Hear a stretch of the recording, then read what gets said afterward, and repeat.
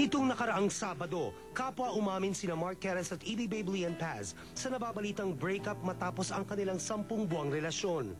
Consistent si Mark sa pagsasabing kawalan ng oras para sa isa't isa ang naging ugat ng kanilang hiwalayan. Subalit naungkat at naisulat na rin ang ukol sa dalawang lalaking di umano'y naugnay kay Lian at posibleng naging third party pa sa relasyon ng dalawa. Una na rito ang commercial model na si Randolph Stamatelaki na minsang sumubok maging starstruck survivor, subalit natanggal sa nasabing artista search nang matuklasang nandaya ito sa edad. Ex-boyfriend ko po yun. Tapos, pinag-awayan ba ninyo yun? Siya, pinag-awayan ba ninyo? Si Randolph, that's my past eh. Siguro kung nagsiselos man po siya, natural lang po yun. Pero para pag-awayan, hindi po eh. May balibalitang si Randolph daw umano ang lalaking minsan ang nakita ni Mark. Nakasama ni Lian na hinamon pa raw nito ng mano-mano sa sama ng loob nang makitang may kasamang iba ang kanyang nobya. Nahuli din daw niya kayo na magkasama or ano, na pinag-awayan mo yun?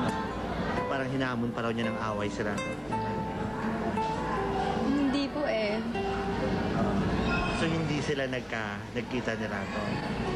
Hindi po. Kasi wala eh. Ano po yun eh. Past na po yun eh. Kumbaga bakit po lumalabas ngayon? Na bakit lahat ng pwedeng idahilan, binabato mo sa akin. Nananahimik po ako eh.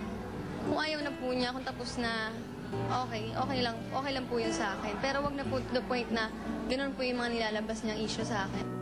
Ang ikalawang lalaking natukoy ay ang PBA player na si Dondon Ontiveros mula sa koponan ng Magnolia, na ayon sa aming source ay isang kamag-anak pa ni Mark ang nakakitang kasama raw ito ng dalaga. Tinanong niya ako about it. Sabi niya, meron nagsasabi sa akin na ganito, meron akong nalaman sa'yo, na lumabas ka raw, may kasama kang player. Sabi ko, kailan yun? Sabi niya, noong linggo, before Christmas pa po.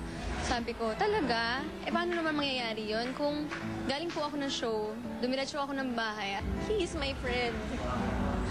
Actually, dati po nakakasama ko siya, pero matagal na po. Siguro 2 taon na po yung nakakalipas.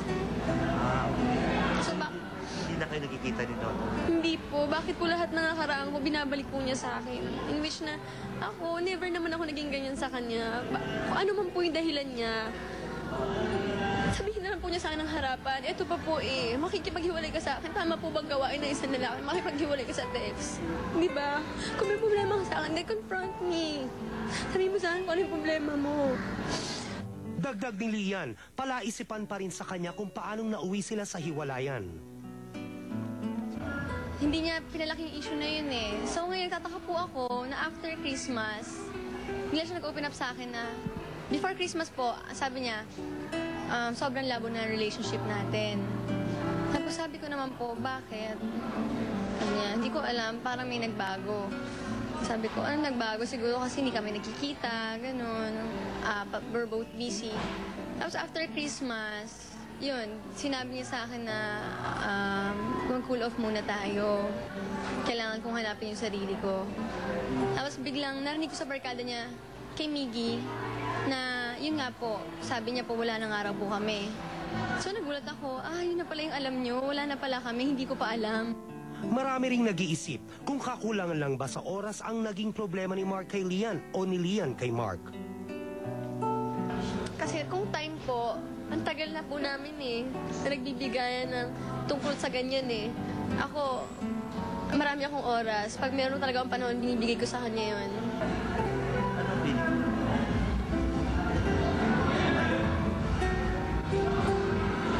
Kahit po ngayon. Hindi ko po may iwas umiyak. Sorry po.